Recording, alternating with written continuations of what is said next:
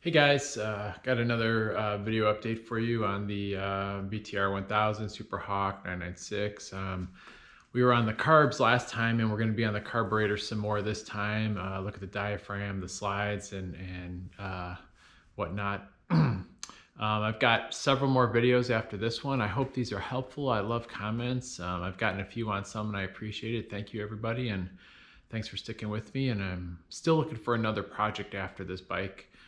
I don't know if it'll be another motorcycle or maybe it'll be car related. And I'm gonna kind of throw in some other odds and end things. I just like to create stuff, whether it be food with the pizza video, or I've got a upcoming wood project that's kind of cool. I like to reuse stuff when I can.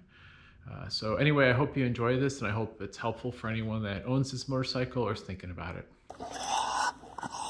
Yeah, it should return slower like that, not like that. Glad I caught that right now. So we're going to take these 3 screws off the end, and there's a diaphragm and a big long spring under here. Up to me? Sorry about that. Sometimes if you try tightening this too, just a little bit, I know. Oh, there you go. I heard a little crack and it moved like a fraction. So maybe, let's see. Really? It wants to tighten but not loosen? Oh man, I'm getting to the point where I'm going to strip this.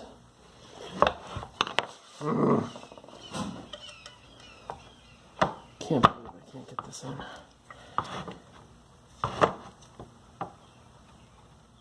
Oh, dang. All right, let me check the drawer here for something else. Let me try maybe this fatty. I don't know. This is a nice one. This is a really nice tool. This is a Mac tool. I think I got this from my father. It's a nice one. Maybe that's just what I'm thinking of too. I don't remember, but they're nice. I'll try these guys. Oops. No one wants to see paper towels. Alright. Definitely sweating. Let's try the big handle guy first. Yeah, doesn't fit that good.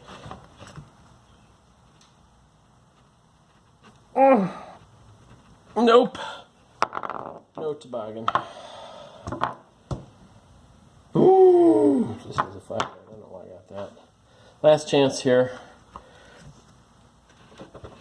Yeah, this thing's not going to come out. I am going to go the Dremel route because it is getting. Let's see if you can see that. It is getting kind of rounded. Not helping my cause any. So we'll do something. For your safety glasses, remember, safety first. I'm just gonna literally just Dremel a slide across these. It'd be nice if I had safety glasses that weren't scratched.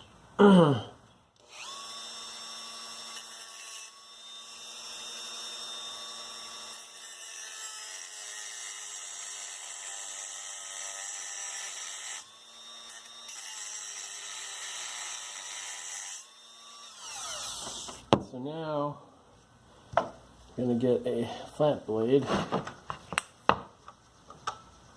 and turn. Voila. That's what you got to do. We can remove the safety glasses. So now when you take this off, be careful. Number one, there could be gas in here if yours is new, or let's get this ridiculous cord out of the way. There we go. And it's like I said, there's a spring in here, so you want to hold this down.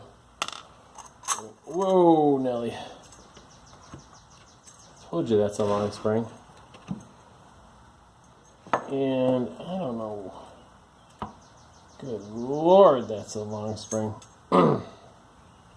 See what I'm talking about? Here is the diaphragm. Pretty sure it's not supposed to look like this. I'm thinking it's something's not, it's supposed to be in a seal around here, like this. Really, and this looks ripped. Oh no, that goes along there. So when you take this guy out, so just pulled this out, it pulls the whole slide out with this needle on it here. That needle goes into that hole right there. Don't damage that. This will really allow us to clean it. There you go. But it just was not holding a suction, so that's why when you slide this, if this is on right, it should hold a suction on this thing. So it either wasn't seated right or there's a slight tear in it. Let's go out in the light. We can see anything. I don't know if you guys can see anything with the camera, but it does not seem torn as far as I can tell. But it looks really swollen. So I'm going to play around with it, see if I can get it to seat, and maybe just button it back up real quick and try it. If not, we'll see how much this part costs, because I don't even know how this comes off here. I've not seen it all in one piece like this. Hopefully this isn't a one-piece thing I have to buy, because that would really stink. Alright, so I'm going to try to reinstall this and just see if hopefully it was just just not in the groove. I really was struggling getting this thing in, because as I'd push it in the groove, it locked down. I get to the end and I have like a 1/4 inch left. So what I did was I actually just took some tape and I gently taped each side down, worked my way around, forced the last bit in, taped it, and let it sit for a little bit, and it kind of seems to be holding its place now. If it pops out again, I'm going to do the same thing, tape it all down. I'm going to bring it inside where the air is on, because it's like 92 out here, 100% humidity practically, and I'm going to bring it in and hope it shrinks a little bit in the cold, and then quickly slap the cover on. And if the slide is still not showing suction, it's got to have a tear in it. Just the smallest tear, a micro tear, will let air come back in. So I'm going to pull this piece off, gentle. Oops, sorry, bad camera again. And then if it stays down, oh crumb.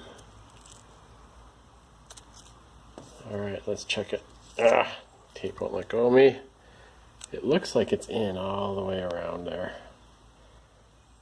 All the way around. So now I'm going to just carefully put the cover back on with this gigantic spring and then test it out. Okay, just another hint. To try to get the spring in, you can't put it in here and put it on this end and just try to push it through it. The thing is like all over the place. So I'm forcing it down into here. I'm holding it, and I'm going to try to get it over this thing then, and then let it try to pop out.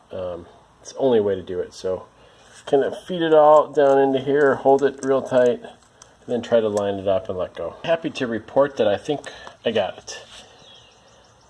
So if you're doing this at home and you have the same problem I have, let's say that gasket doesn't fit initially, work it out in a warm environment, so it's a little malleable. Work it around.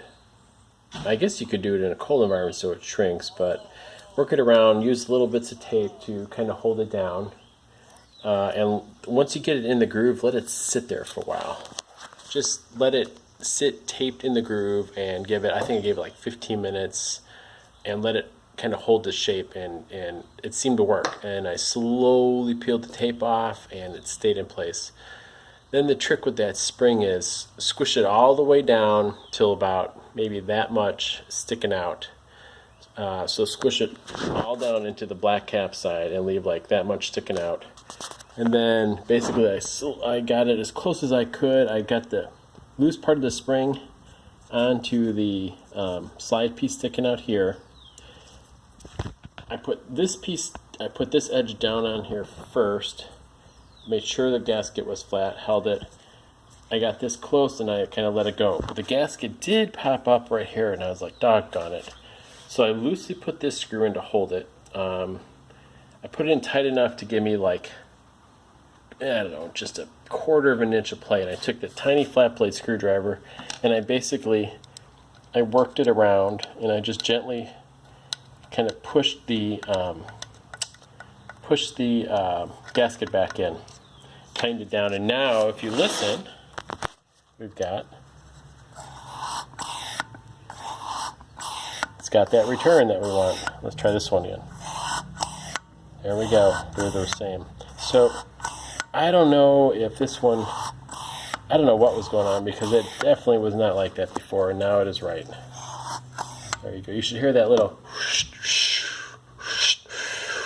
All right, there you go for homemade sound effects.